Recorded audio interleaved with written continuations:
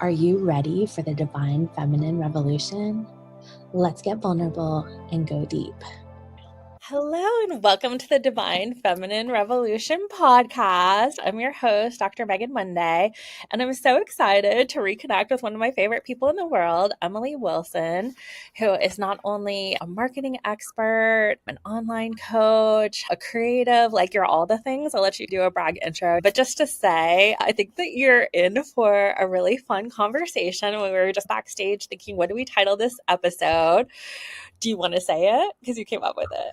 Yeah, the title of this episode is Authenticity is Garbage. Oh, We love it, right? I know, it's so edgy and it flies in the face of that authentic rhetoric that we all It's like divine feminine down, okay? Because divine feminine is like, here's the tea that you actually want, sis. Like, we're not going to sugarcoat it here at the divine feminine, okay? What have you been up to? You were maybe our second episode ever when we first launched, because I was working with you as a coach. And let me just say, you were one of the best coaches I've ever worked with. So definitely hire Emily. She's amazing. Yes. You helped me on so many different levels. I know you're going to talk about your background in marketing. And I think people call themselves marketing XO, a marketing agency and things like that. So I'll just tease it a little bit, but I'll let you fill in. You're like the real deal.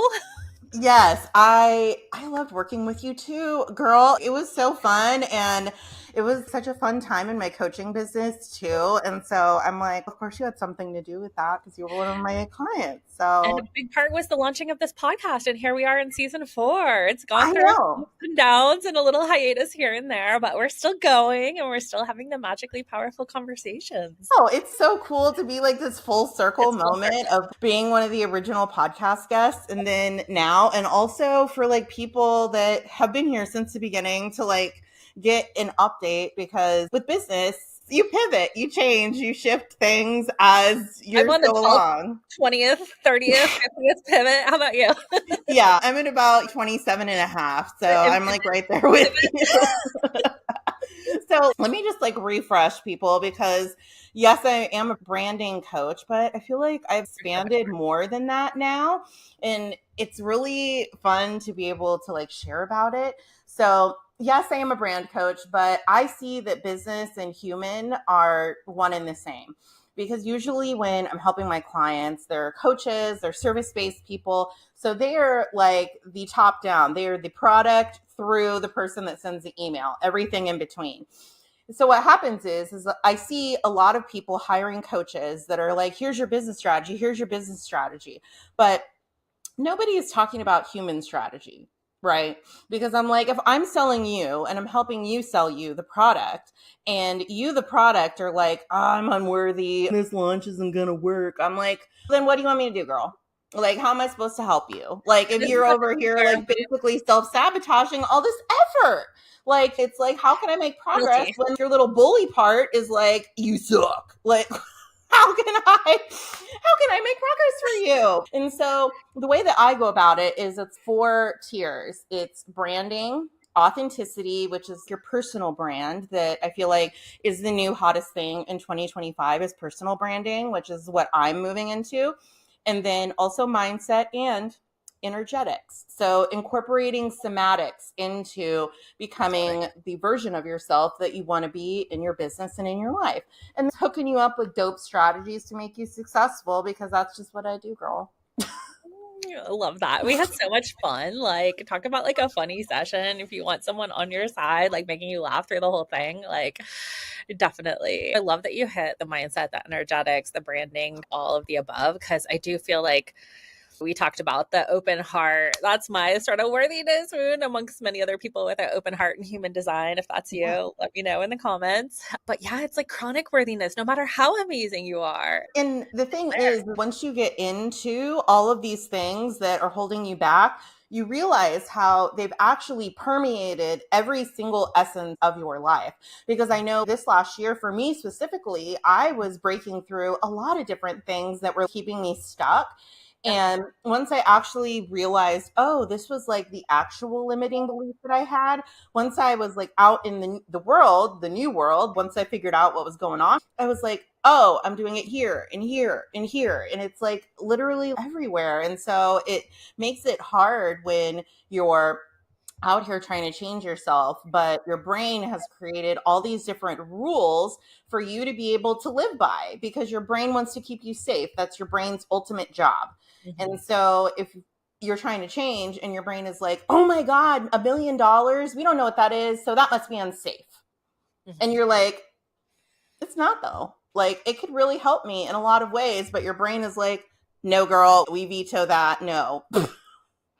And it's silly how it works once you finally like dig into the spider webs and your brain is like, you're like, what? How that makes sense? Why does that make sense? I don't get that. Yeah, that's so funny. Like this, it's an old therapyism is that like how you do one thing is how you do everything. And so you were talking about in the green room, like dating, and we'll get to that in a second here. But I think that's so true. And yeah, if you have worthiness in your business, you probably have worthiness in dating or like with family life or all the things with money. But I just had a moment where I was at a women's retreat and okay, so it was like a Lux women's retreat. I'm going to paint the picture here a little bit. She rented a yacht. We went out on a yacht in Tampa Bay. I'm getting my hot seat coaching on one of those air mattress things in the bay next to a yacht. She's going like, haven't you made $1 million in your business? So just FYI, if you don't know, I have had a private practice for 13 years before. So I'm a psychologist for real.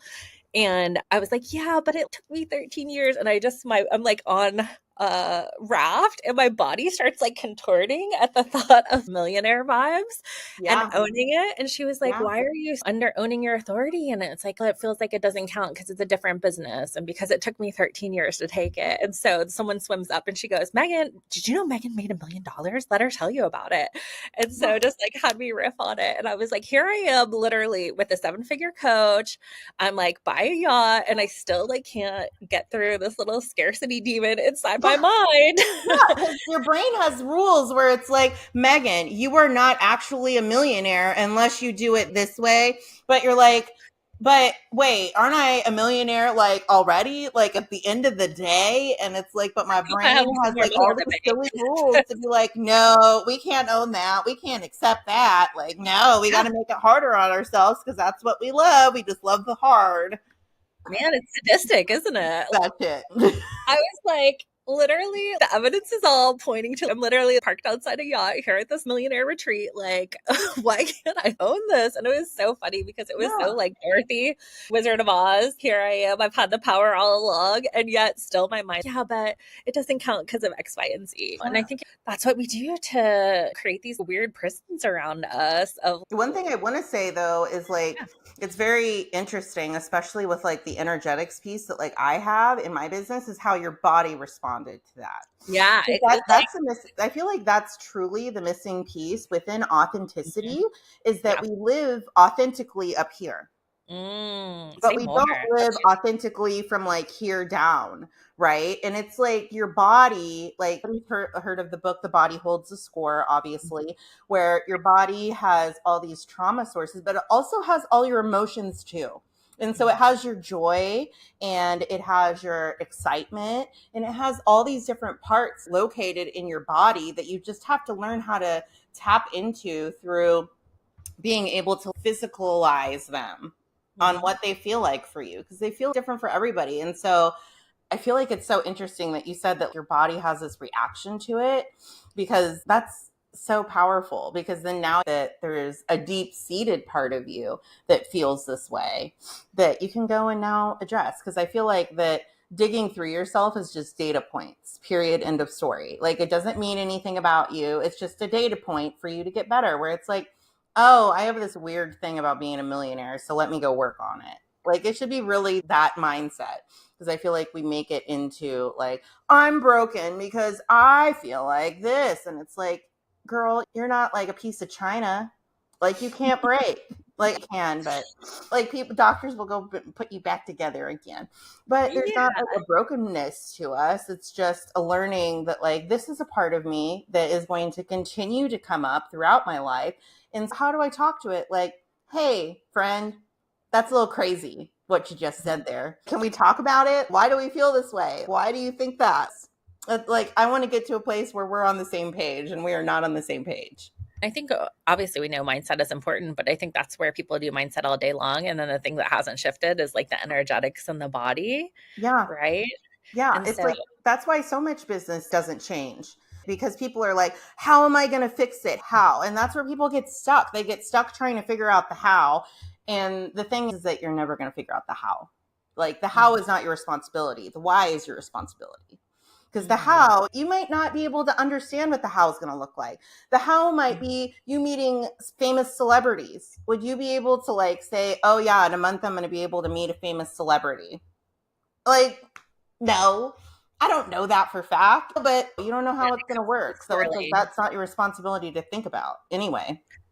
Totally. And often how destiny is, it comes in the squirreliest of ways, right? My favorite thing personally is like, my personal brand is what I call hot mess magic, because I feel like my messiness and like my ability to like freely express myself and not necessarily care what people think about that, I feel like is the magic, because then it opens up more people that are women that look like me to be able to like accept that part of themselves.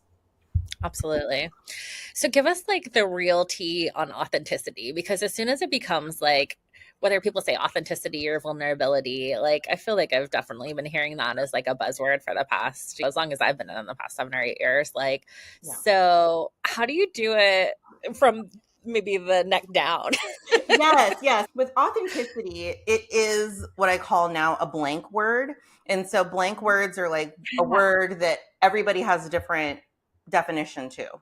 And so when you say it, it actually is blank, because it's not relaying the intended meaning that you have for that word, because everybody else has a different understanding of it, because it's been so overused of just like the eat, pray, love, just be authentic, like just be your authentic self, girl. And it's like, it's not that easy. It is not that easy to just be authentic, because again, your brain trying to keep you safe. And if you haven't been authentic, or if, for example, for me, when I got authentic in my childhood, which everything goes back to childhood, friends. Like, we just got to get over it. Like, our childhoods were all probably collectively messed up. It's fine. We're just going to move on from it. But my childhood, like, my dad would yell at me when I was like being authentic around him. And my authenticity is loud. It is characterized as too much. That is my brand, right? And when my parents, who that triggered them, because that made them be able to see that was not a part of them they were willing to accept. And so then when I showed them that part of themselves existed, they were like, no, we're going to yell at you. So you stop that and you stay in the box that we want for you, because that's what we want. And so now, going back to understand what is my authentic expression, I've realized that I have so many weird rules around when and where and how I can be authentic, where it's like this, like you have to create a sense of safety within yourself first. And this is where the trouble happens, girl. This is where we get on the struggle bus, all right? Because we've set up this group of friends and this family that we have, and they only know the version of yourself that you are today, right? Mm-hmm. And so let's say that you're trying to work on being more confident, like you're trying to use your voice more, right? So let's say that you're trying to do that around your friends or your family or your partner who don't know this version of yourself. They may be like, what's going on with you? Like, who are you? Like, that's not who we know. That's not who we know. Like, what's gotten into her? She thinks she's all that, right? Yeah. Like, they will try to put you back into your place, and your place is their place, right? Because here's the thing, is that once you start to become authentic, these people around you will try to keep you to the version that they have been exposed of to you.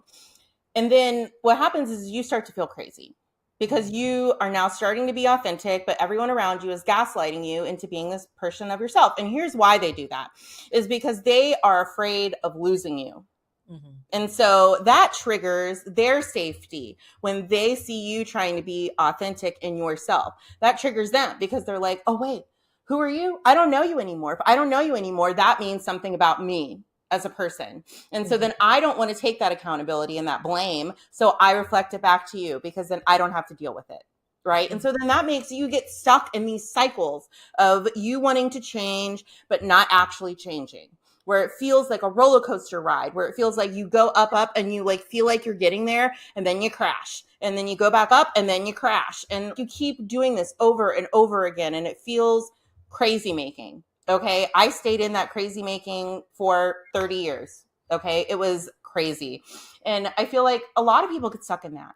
And for them, what I would suggest is that you need to break out of the cycle that you are in.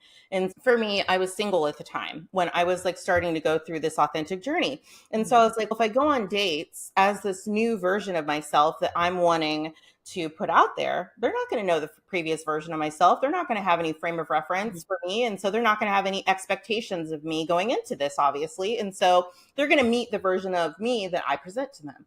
So then I was in the car. I created a mantra first, which was, I have fun no matter where I go. I love that. And that also released expectations for me to have to be this version, like this person that's dateable. And it relieved that for me where I could just go in there and have fun. And then the second thing is that I embodied one emotion that I wanted to have. So if it was confidence, then I would close my eyes and I would visualize a time when I was the most confident ever. And if you don't have that, then pull up somebody on like that you idolize that's like that and watch them. Then I would ground that into a part of my body. Like my confidence and my joy like lives here. So then I would like try to connect with that, make sure that like it got warm and it got like filled my body in a way. And sometimes I would do tapping here, like to give it some help. And I would even talk through myself where it's like, even though I'm feeling like hot mess magic, not really the magic today, I'm feeling like a hot mess express struggle bus, I'm still going to go in here and have a fun time. I'm still going to go in here and be confident. Like it doesn't matter. And so it's figuring out what is the parts of you that you want to embody, because they're different than anybody else. And that's why you're so special. You are the only version of yourself that's ever going to exist in all of the lifetimes ever. Okay. So if that's not special enough for you, then girl, like, what are we doing here?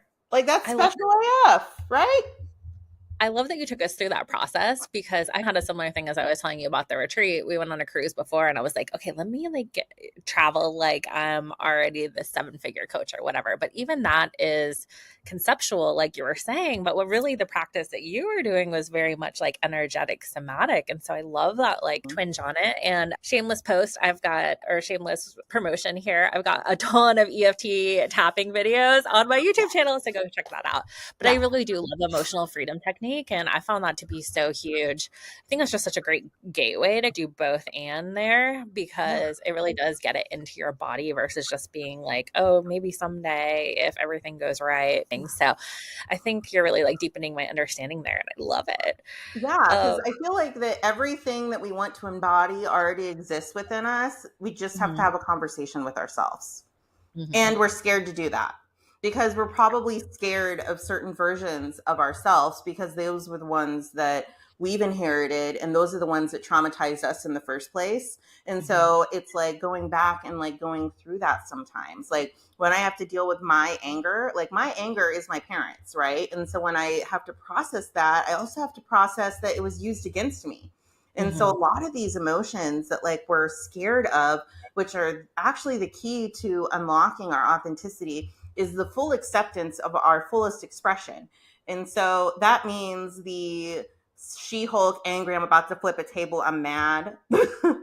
And also the fully joy Muppet version of myself that's just like a little smiley bouncing around little person, right? And all of those can exist and all of those are fine. It's just, I feel like that because we live in a patriarchy, everything has to be boxed in order for it to fit within the system, right?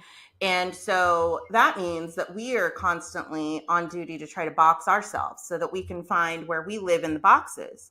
When what actually it is like trying to accept all of the boxes that you have and not just showcasing the perfect boxes, the pretty boxes, the boxes that you feel like people want to see, because that's actually what people don't care about. Yeah, and that's the vanilla, right? They want to see the ugly ones. They want to see the messy white ones. girl authenticity we're trying to get away from, right? Yeah. They're like, oh my God, like I just made like $1 million and it was the best day of my life. It's like, ugh. Like, yeah, okay, I'm happy for you, but like, it just doesn't feel real to me, girl. Especially when we're getting into the age of AI, being real in your business is the most important thing. Because there are some girls out here using ChatGPT to write all their emails and all their content, and it's sounding like ChatGPT wrote it. It's sounding not authentic, and people are reading into that. And then it also translates into videos that people do. And so that's why it's like so pivotal right now, where it's like, if you look like you were coming off like a fake person, you are. Yeah. And it's like, really, do you actually want to succeed and like get to this place or not? Like, do you just want to keep on just doing it the same way you have that's been struggle bus or not? Like, there's better opportunities out there. You just got to get through yourself. And that's the hardest boss, if I'm being honest. Yourself is like final mega boss of the video game. Mm-hmm.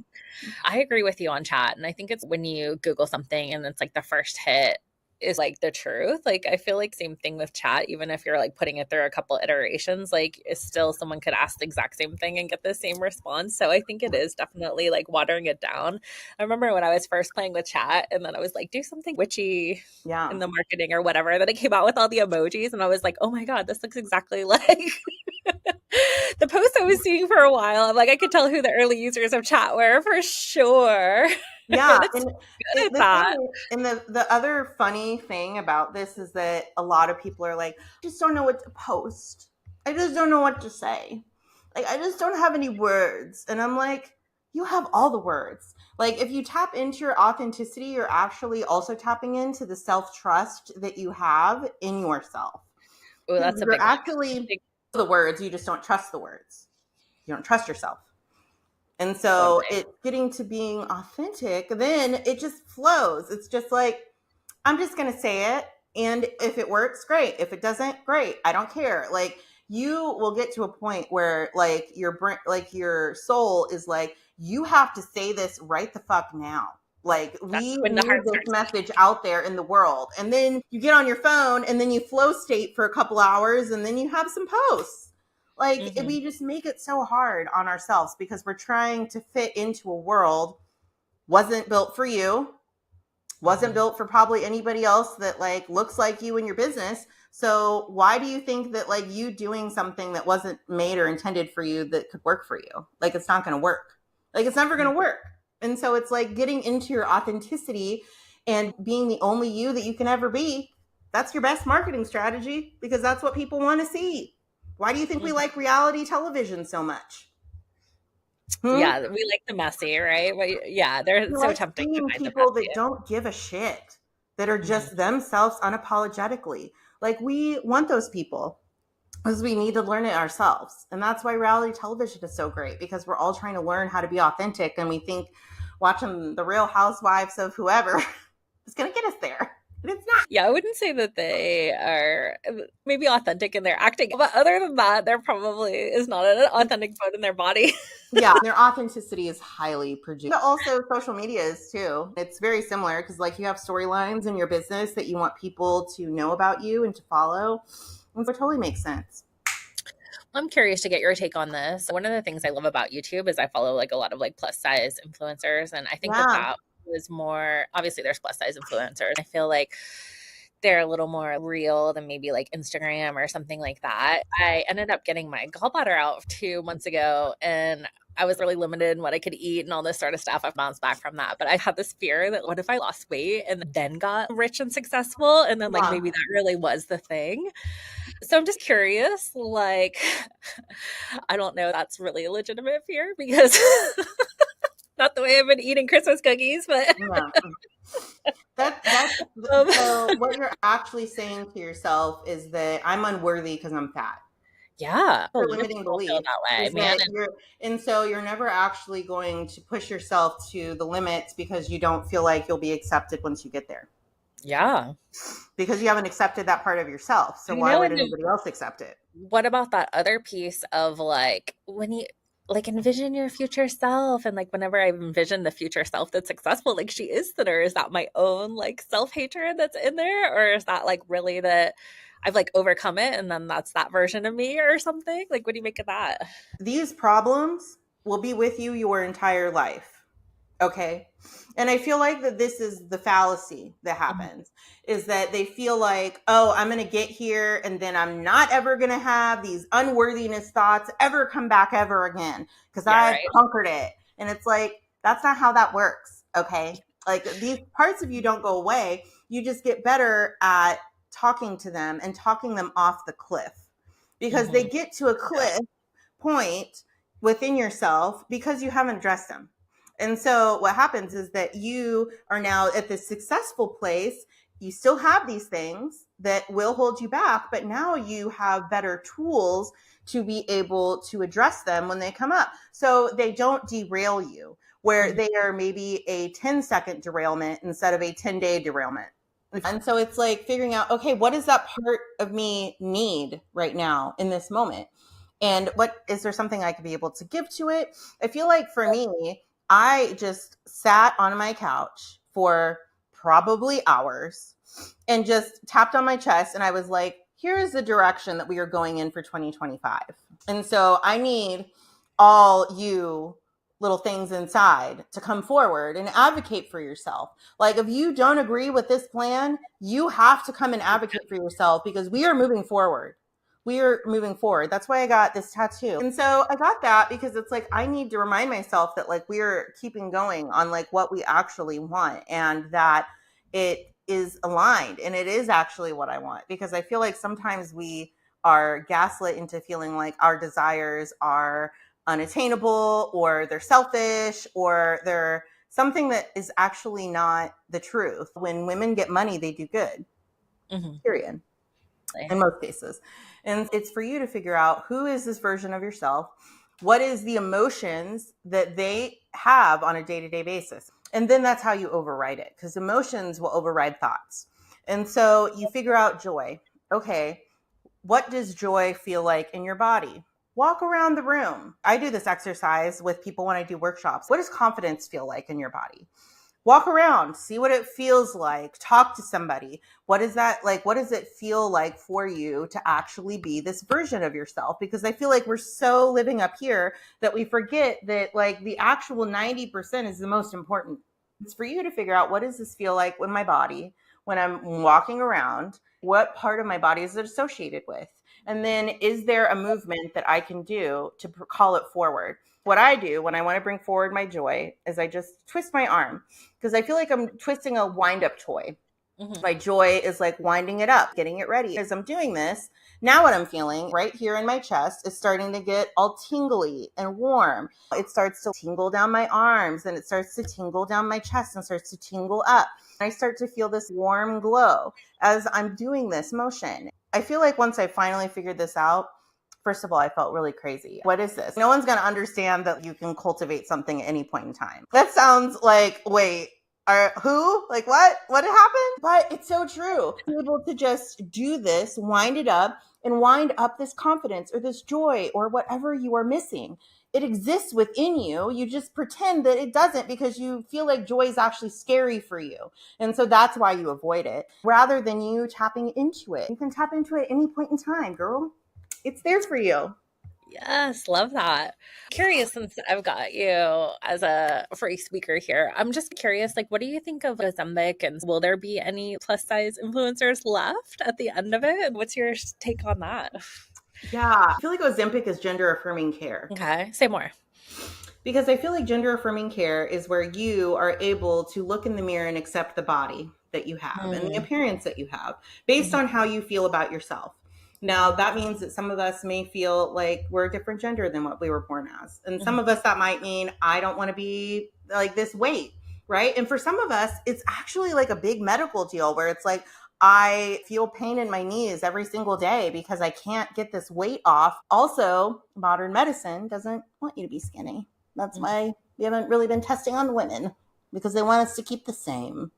And so I feel like there are plus size people that are out there. They're not as big or prevalent, but I feel like there's more in the last 5 years than there were in the last however many. I feel like they're coming forward because we're finding more acceptance for not the patriarchy's princess body.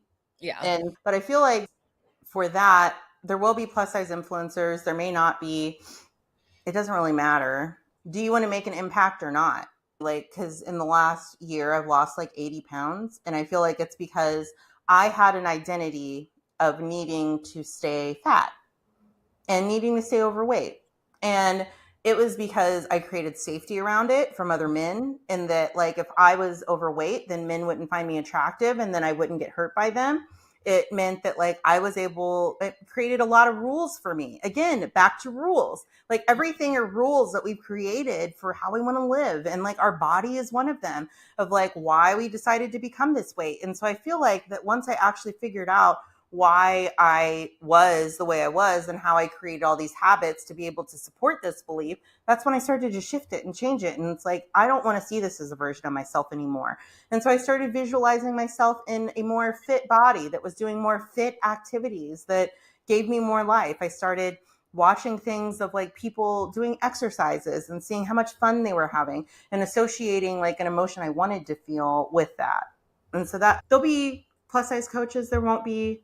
It doesn't matter. I think that is a really interesting take on it. And I think that is something that I'm all about freedom. Okay. So, like, whether it's gender reassignment, whether it's weight loss drugs, like, if you feel like you want to do it, then, like, by all means, like, who am I to tell you not to do it? So, I think it's one of those things that, like, if you really do stand for freedom, you want like freedom for everybody. No, even if you like disagree with what they're choosing as freedom. So, it's just one of those things that I think I gotta say, I have been a little worried that all the like influencers and public figures and stuff will disappear, because I do feel like visibility is such an important piece of it. Yeah, there's like representation. And I feel like that people seek representation in order to find safety within those spaces so that then they can make a decision on whether they want to participate or not, and based on their safety. And it's like, yeah, that totally makes sense, girl. Like, of course, we don't want to be going into a racist, homophobic space. Like, that's never going to be a space I'm going to be in. Yeah. Probably because I'm going to start a fight, but that's besides the point. Because I will be the first one to call you out, girl. And I feel like for us, it's like figuring out what does safety need to look and feel like.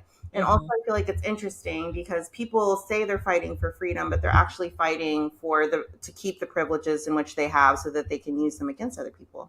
And so it's, what does freedom look like for you? And also, what does freedom look like for your community as well? Because it's not just about you. It's about everybody you want to help in your business. It's about creating the worldview that your brand exists within, right? Because a brand is actually just creating a world for somebody to escape into. And so you are creating a brand, and that also has all these values associated with it and all these different things that you want people to also feel loved and accepted within. And so it's finding that within yourself and then figuring out how do you want to be able to create that into the world that you're building, that like people want to join in on. I love that part of your brand is definitely like telling it like it is, which I think is just like so refreshing to hear in this day and age. And I feel like you use some big buzzwords like safety and trust. And I think like we all know those are important, but then like it's like authenticity when we come right down to it. Like, what does safety feel like? What does trust feel like? I think obviously we have to like personally identify that and then ground into it and embody it. But I always love when people like speak the truth, even if it might alienate or offend some people, because it's like when someone's that outspoken, like I feel safety because I know what they feel versus like the watered down vanilla version of it. I feel like for me, like the thing that I came to realize is that my like that I was making myself sick because I was censoring myself purposefully in order to appease other people. Yep. Like it created all of these like digestion issues because a lot of times like the feeling like lived like in my gut. Like it would be like every time I would censor myself or somebody else, I was like gut punching myself every single time. And it took me forever to figure that out. And so once I figured it out, I was just like, I feel like that my purpose is to be uncensored so I can trigger people into their power. Yeah. Like, because people are out here being vanilla and then telling you what to do. And it's like, that's cute, girl, but it's not going to get you where you want to go. And I feel like that it also, for me, that's a big piece of my brand, because my brand is about teaching women how to play big and how to take up more space in their life and in their business and in the world, so that more women can have more power in the world. And through that is through using your voice, which is the whole point of your podcast, is helping women to be able to use their voice. And I love that, because women need more spaces, safe spaces, and diverse spaces to be able to express how they actually feel. But I feel like that we are so censored and so watered down in what we say, because we care more about having these followers than actually being ourselves, or having money and being ourselves. Like, we put everything else before ourselves. And then at the end of the day, we're left and we have $1 million, right? But we don't feel like we deserved it. But right? Because you were an imposter on the way to get there. Because you were an imposter on the way to get to the $1 million. And so you don't feel like you actually got it and deserved it. And so then you get there and then you're like, oh, I don't deserve this. And it's like, why? It's because you felt like an imposter for 13 years or however long. And so it doesn't feel like you deserve it, because it needed to be a certain way. And it doesn't have to be a certain way. It just has to be the way that you decide it's going to be. And then you just double down, you stand 10 toes down, and you're like, it is going to be like this, period. No takebacks. Yeah, there's one of my favorite psychology words, which is retroflexion, which is doing what you want to be done to yourself to someone else. So it's like the basis of people pleasing is like, oh, if I'm nice to someone else, they'll be nice to me thing. Yeah. And when you were talking about the digestion, just how often we like swallow something whole, like what is digestion? It's breaking apart, really like feeling through, digesting the whole thing versus just taking. And I learned this recently from my dietitian. Did you know that you're supposed to chew each piece of food 30 times? Yeah, no, that's all on its own. I'm like, I was doing good to get to 10, okay? And I'm like, no wonder I have all these issues. It's because I was like Yoshiing my food. Like, because I was like out here, like, I gotta do stuff. Like, I'm out here and it's like, oh, I have digestion issues because I'm not like focused and paying attention. And like, I'm just a little scatterbrain. And it's like, no, we gotta like focus. And then once I heard 30, I was like, oh, that's a lot. That's a lot. Like, it'll take me like so much longer to eat my food. I don't have time for that. Like, because I have to go out here and then I put myself last. And it's like, no, I'm the product. I am what people want to buy. You're the talent. Yeah. Like, I'm the talent, right? Like, I'm the shiny product on the shelf, right? And you are too. If you're a solopreneur in your business, and I'm assuming you are because you're listening to this podcast. And so you are the product, and you are treating your product like crap. Okay. And so it's like, people aren't going to buy that product. Like, people aren't going to buy that. Like, you've been sitting on the couch in the same PJs for the last 10 days. I wish. Why do you think actually sounds pretty good right now? Like, you know, like, an outfit change would be good. It's like, friend, like, once you realize that like you are the most important asset in your business and nothing else matters, it changes everything, because you're like, oh, I need to put the most time and effort into me. And people are like, oh yeah, I'll go get a coach, go whatever. And it's like, yeah, like, get a coach. Obviously, I feel like a lot of people need that accountability, but I also feel like there's a lot of work that needs to happen before people get coaches, because people buy coaches like they want the Matrix pills. They do. They're like, it's like, oh, I gave you the money, so now make me $1 million coach. And it's like, you are not even posting consistently on Instagram. Like, you haven't posted in 2 months and you feel like I'm going to make you $1 million coach in 3 months? Like, friend, come on. I just decided now. I'm going to pay for my own vacations rather than like a 7-figure coaches. So I'm like, we're going to pay Megan. We're not going to pay like someone who already has lots of money. Yeah. And it's like, people, I feel like, buy a external solution for an internal problem all of the time. It's another foundation of like all marketing though. It's like, people are like, oh, I need to like find out a new strategy or a new way to like edit a video or like how to do graphics. And it's like, why are you doing shit you're not good at? Like, it looks like you're not good at it because you're not. And that's no shade. That's because, like, you're a therapist and not a graphic designer. And that's fine, right? I did that for 10 years. So I'm way ahead of the curve than most people. But it's like, stick to the things that you're good at. Like, if you are good at using your voice, use your voice. If you're good at writing, do writing. You don't got to do all this other stuff to stand out. Like, people are lying to people. And that's the thing, is like, because I've been a creative director for 10 years, I understand literally every piece and part that goes into marketing campaigns and how to actually be successful. And I see all these coaches out here trying to give people one piece of a pie when they need to understand the full pie before they eat a slice, and they don't understand the whole pie. And so it's like, how do you feel like that's going to go for you? Probably not that well. So give me the Cliff Notes. Yeah.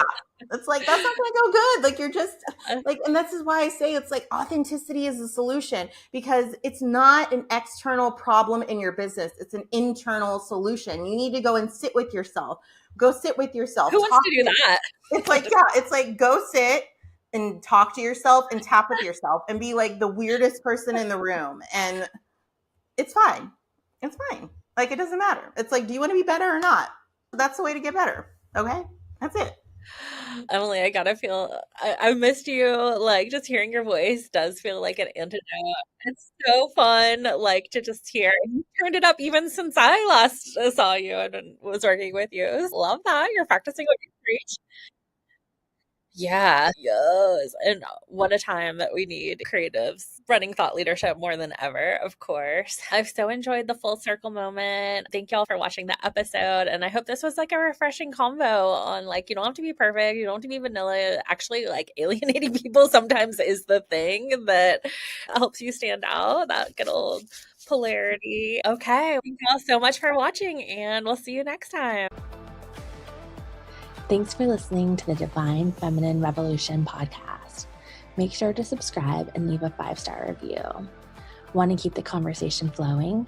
Find us on Facebook at the Divine Feminine Revolution Facebook group, where revolutionary women gather to listen to their hearts, monetize their gifts, and change the world.